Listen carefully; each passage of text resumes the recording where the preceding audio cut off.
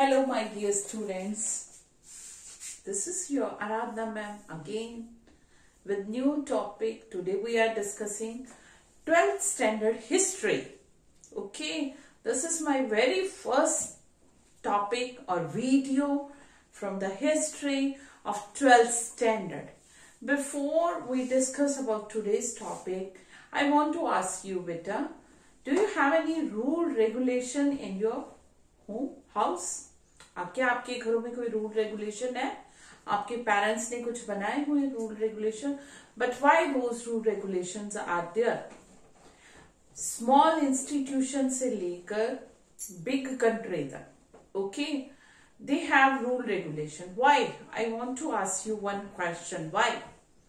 किस लिए रखे जाते हैं? इसलिए सिस्टमैटिकली सारा काम हो, सारा अपनी जो ड्यूटीज हैं, राइट्स जो हैं, each and every person of the family fulfil करें अपनी ड्यूटीज और राइट्स भी प्रॉपरली एंजॉय करें. एंड हाउ लाइफ, ताकि सबकी लाइफ जो है इंजॉयबल हो, कंफर्टेबल हो एंड किसी को कोई परेशानी, प्रॉब्लम ना, nobody get problem, any problem in life. Similarly, in our country, each and every, not in our country, each and every country have constitution. और उस constitution को frame करने के पीछे there is a long story or we can say history. India की तो special है. You are very much familiar. And what is that in today's video? That's what we are going to discuss. This is our 15th chapter, beta. Okay. So the topic is framing the constitution. History का topic है framing the constitution, the beginning of a new era. Constitution frame हो रहा है, एक new era अपने आप ही okay start हो रहा है. You all are familiar that our constitution came into effect, enacted on 26 January 1950. Okay. We celebrate that day as a Republic Day. हम हर साल 26 जनवरी को रिपब्लिक डे सेलिब्रेट करते हैं. ओके, अपना मनाते हैं रिपब्लिक डे, गणतंत्र दिवस, क्योंकि उस दिन हमारा कॉन्स्टिट्यूशन इनेक्ट हुआ था, लागू हुआ था, इफेक्ट में आया था. बट उस कॉन्स्टिट्यूशन को फ्रेम करने में, ड्राफ्ट करने में, बनाने में this long we can say hard work, discussion, or so many things were there which we are going to discuss in today's video. Okay, beginning with, I have told you our constitution came into effect 26 January 1950. Our constitution is the lengthiest one. You are very much familiar. हमारा constitution जो है वो बहुत ज्यादा lengthy है. I have uploaded a video on the features of Indian constitution. I will give the description link of that video in the description box of this video, so I will not discuss in detail about that. So हमारा constitution जो है lengthiest भी है, complexity से, जटिलता से भरा पड़ा. If we read our constitution, we will not understand, we can't understand it properly. So there is so much legal language, complications are there. It's not simple or easy for a common citizen to read and understand the Indian constitution. Okay, legal languages are there, article, sub-article, so many divisions are there. Okay, so ये complex बड़ा ही एक जटिलता से भरा एक काम था जो बड़े हार्ड वर्क से किया हमारे कॉन्स्टिट्यूएंट असेंबली के मेंबर्स ने. Okay, eight that time situation were also we will discuss about that also. Okay, the situation in which under what circumstances or the situation under what situation this constitution was framed. I will discuss in detail in this video about that also. Okay beta, so हमारा constitution जो है ये design हुआ है किस लिए? So that our country should work. When I start the video, I have asked you few questions. Okay, before discussing today's topic, I have asked you few questions. Why rule regulation are there? So why constitution are designed? So that there should be systematically, okay, work in the country and country work, and there should be no, you can say, right disturbance, any sort of disorder or confusion. Moreover, country progress के path पे आगे चलता रहे. आगे कैसे country को develop country बनाना है, progressed बनाना है, ईच एंड एवरीथिंग. ओके, ये मेंशन होता है कॉन्स्टिट्यूशन. इस तरह से हमारा कॉन्स्टिट्यूशन भी डिजाइन किया गया. कॉन्स्टिट्यूशन जो है हमारा फ्रेम हुआ दिसंबर 1946 में. कॉन्स्टिट्यूएंट असेंबली बनी है, फ्रेम होना शुरू हो गया और ये कंप्लीट हुआ नवंबर 1949. You must have a question in your brain.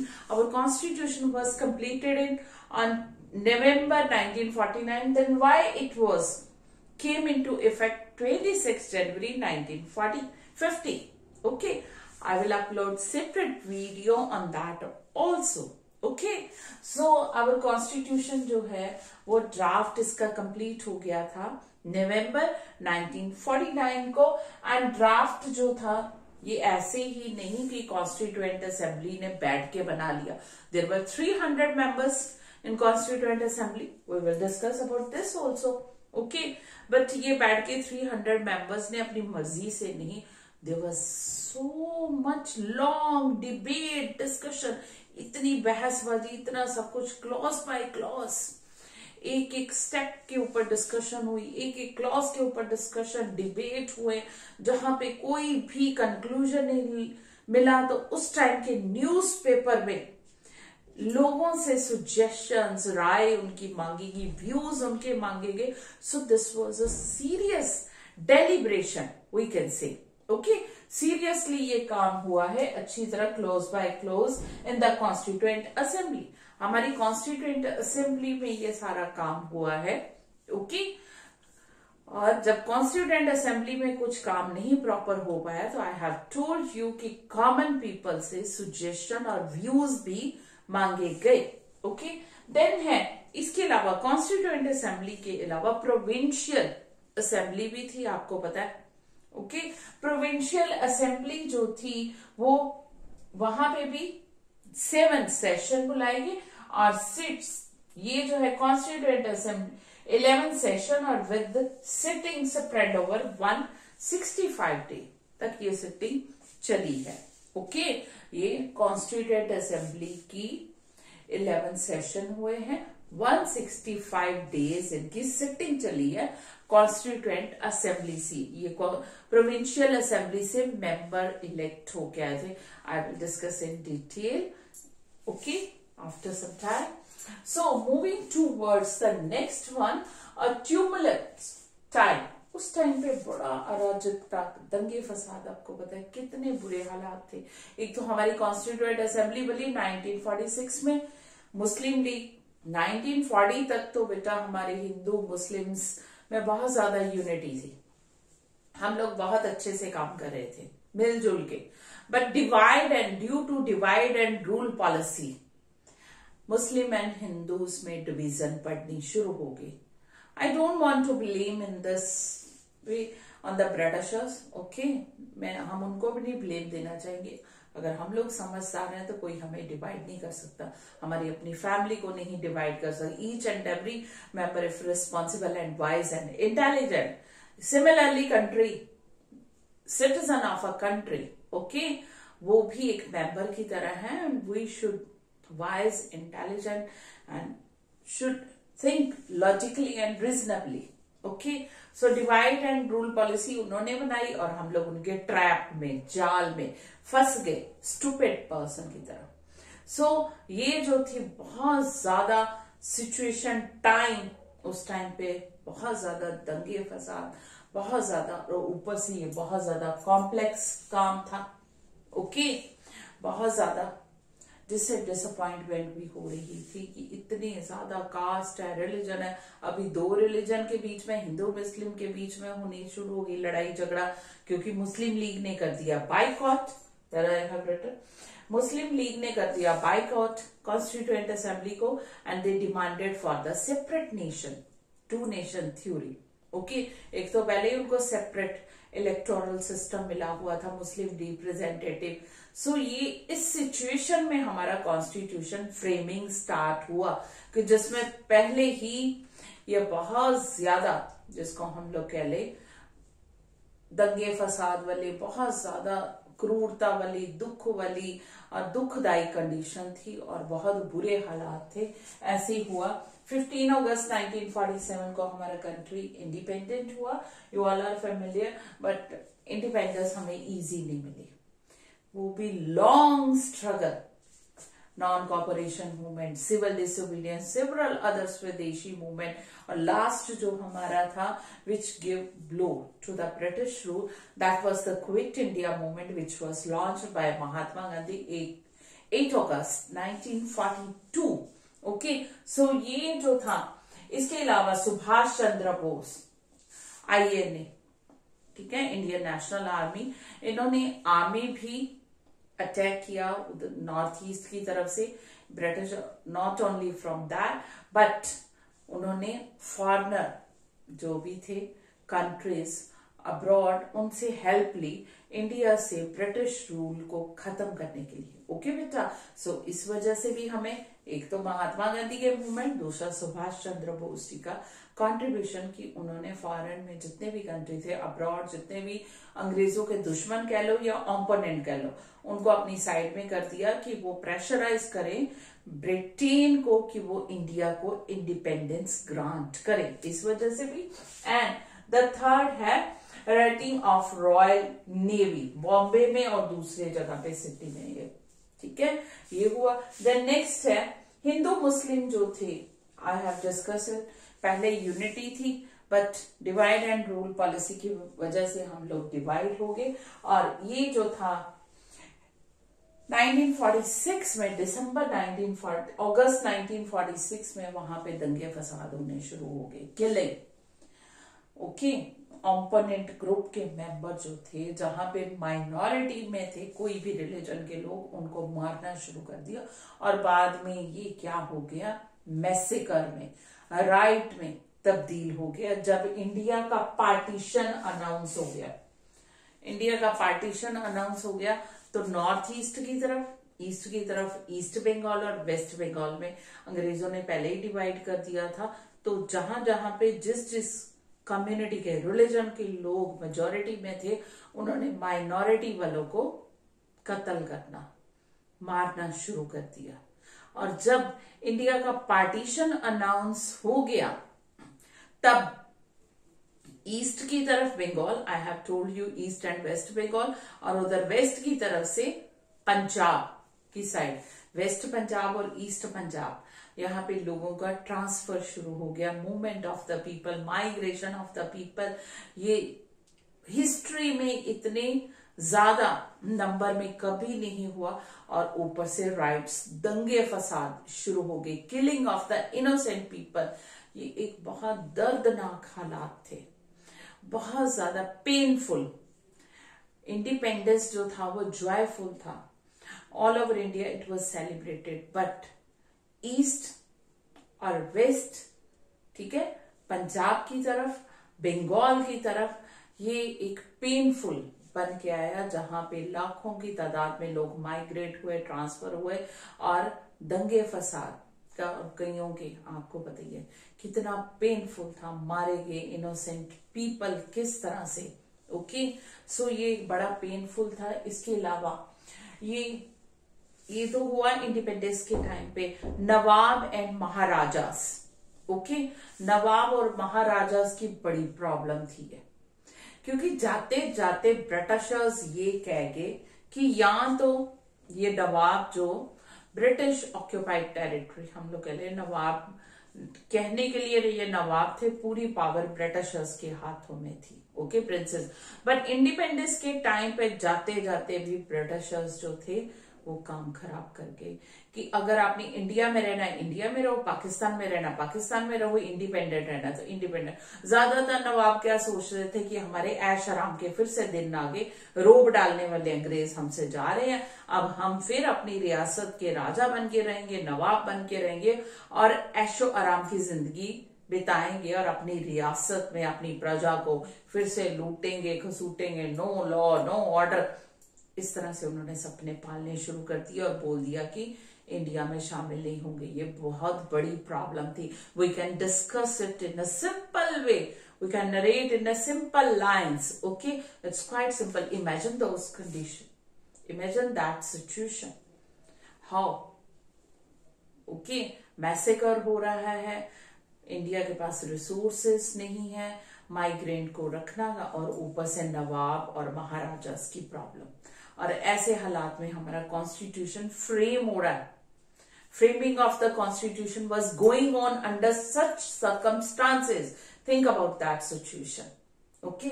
सो ये स्टार्ट हुआ है, कॉन्स्टिट्यूशन ने अपना मेकिंग ऑफ कॉन्स्टिट्यूशन। अब कॉन्स्टिट्यूशन ऑफ कॉन्स्टिट्यूएंट असेंबली कब बनी है बेटा? ये 1946 में कैबिनेट मिशन के बाद। You know, if you don't know, I have uploaded the video on a cabinet mission also. I will upload the link. I will give you the link of that video in the description box of this video. Okay beta, हमारी constituent assembly बनी है, but this was not directly elected by the common people on the basis of universal adult franchise. Okay beta, universal adult franchise के basis पे common people ने तो इसको elect नहीं किया था।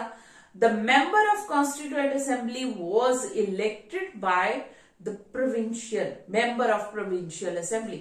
Provincial Assembly जो अंग्रेजों ने बनाई थी, ओके, जो reservation, separate electoral system, so many, उनके बेस पे, और उनके मेंबर ने ये कॉन्स्टिट्यूएंट असेंबली के मेंबर को इलेक्ट किया था। प्रोविंशियल असेंबली में मेजॉरिटी थी कांग्रेस की। ये देखकर मुस्लिम लीग ने तो पहले ही बाइकआउट कर दिया कि हम नहीं करेंगे, ठीक है। प्रोविंशियल असेंबली जो थी उसमें कांग्रेस के मेजॉरिटी ऑफ द मेंबर थे, तो ऑब्वियसली कॉन्स्टिट्यूएंट असेंबली में भी कांग्रेस के मेंबर 82, मोर देन 82% जो थे वो कांग्रेस के ही थे। So that's why Muslim league ने तो सीधा ही बाइकआउट कर दिया। They choose boycott. CA I have written for the Constituent Assembly. Okay बेटा, they chose to boycott the Constituent Assembly कि यहाँ पे तो सारे कांग्रेस की है, हमारे इंटरेस्ट की, हमारे वेलफेयर की, हमारे वेल बीइंग की हमारी कोई केयर नहीं होगी, एज जैसे ब्रिटिशर्स ने उनके कानों में डाला था। ओके, उस टाइम पे हम लोग united we will and divided we will fall, ये नहीं पता था उनको भी। ओके, सो इसलिए उन्होंने तो बाइकआउट कर दिया। सेकेंडली, सोशलिस्ट जो थे इनिशियली मीन्स शुरू में, सोशलिस्ट ने भी बाइकआउट किया है कॉन्स्टिट्यूएंट असेंबली का, और ये जो चाहते थे, क्योंकि उनका ओपिनियन टोटली डिफर था, सोशलिज्म के फेवर में थे, क्योंकि उनको पता था बहुत से कांग्रेस लीडर्स जो है those are in the favour of landlord capitalistic society, but socialist society, socialism के ऊपर पूरा कॉन्स्टिट्यूशन बनना चाहिए। इसलिए initially they decided to boycott, but later on they join the constituent assembly. Okay, Congress members जो थे उनका आपस में भी बहुत ज्यादा यू कैन से कंट्रोवर्सी, आपस में व्यूज को लेकर आपस में भी उनकी विचारधारा, आइडियोलॉजी, व्यूज बिल्कुल नहीं मिलते थे। आपस में ही उनके बहस, कोई कांग्रेस के अंदर भी लैंडलॉर्ड के फेवर में है, कैपिटलिस्टिक सोसाइटी के फेवर में है, और कुछ सोशलिज्म के फेवर में है। अलग अलग पीपल की अलग अलग, ठीक है, अलग अलग लीडर के अलग अलग, so many discussion, debate, controversies. जब किसी के ऊपर कोई कॉमन एग्रीमेंट ना हो पाए, आम सहमति किसी के ऊपर नहीं, देन क्या किया गया उस टाइम पे? आपको पता है टीवी तो थे नहीं, नेट तो थे नहीं, मोबाइल तो थे नहीं, it was not so easy task. ये कोई आसान बात तो थी नहीं आज की तरह की कुछ भी एक बात है सोशल मीडिया पे स्प्रेड होगी 1 मिनट में, चलो जी सबको all over the world, not only in a single country पर ऑल ओवर द वर्ल्ड पहुंच जाती है, और हमें बैठे बैठे भी we can get information regarding anything, okay, while sitting at home. ऐसी तो हालात थी नहीं बेटा at that time. Only newspaper थे या पैम्फलेट थे या लोगों से, कॉमनली पीपल से डायरेक्ट कांटेक्ट करना। So whenever wherever there was no common agreement, कोई आम सहमति नहीं बनती थी, तो क्या किया जाता था, न्यूज़पेपर्स में उस टाइम पे पूछा जाता था लोगों से कि this and this we are getting problem, what you want, आप क्या चाहते हो, आपका कॉन्स्टिट्यूशन कैसा हो। And common people also enthusiastically, interestingly they sent their views. काफी लोगों ने अपने रिलीजन को लेकर, काफी लोगों ने अपनी जो माइनॉरिटी में थे अपनी लैंग्वेज को लेकर, कल्चर को लेकर, कि they want to save, protect and क्या है, अपनी कल्चर को किस तरह से, अपनी लैंग्वेज को वो चाहिए उनको, उसके ऊपर कॉन्स्टिट्यूशन बना। एंड मोर ओवर जो बैकवर्ड क्लासेस, SC ST, जिसको हम लोग, जिनको बहुत लॉन्ग टाइम से सप्रेस करके, डिप्रेस्ड क्लासेस जिसको हम लोग कह रहे, बन गई थी, तो जब उनके बारे में भी उन्होंने भी व्यूज लिखे कि क्या इंडिपेंडेंट इंडिया में स्टिल उनको इंसल्ट किया जाएगा उनकी कास्ट को लेकर, तो दैट्स वाई रिजर्वेशन का इशू उठा और रिजर्वेशन दी गई, क्योंकि BR अम्बेडकर, ठीक है, Bhimrao, Baba Saheb Bhimrao Ambedkar was the chairman of drafting committee, okay, constituent assembly के, वो भी चेयरमैन थे। सो इसलिए हमारा constitution, I have just given a general introduction of the chapter 15th chapter from the history, okay, 12th standard history. The chapter is the making of the constitution, framing of the constitution, beginning of the new era. I hope you understood today's topic, but still you have any confusion, okay, any query, you can send me in comment section, okay. Very soon I will upload the second part of this video. If you want any topic, video on any topic, check my playlist. But before I leave, I want to remind you, please subscribe, like and share my channel to all. That's all. If you want to take the screenshot of the main point of this topic, you can take the screenshot also. That's all, beta.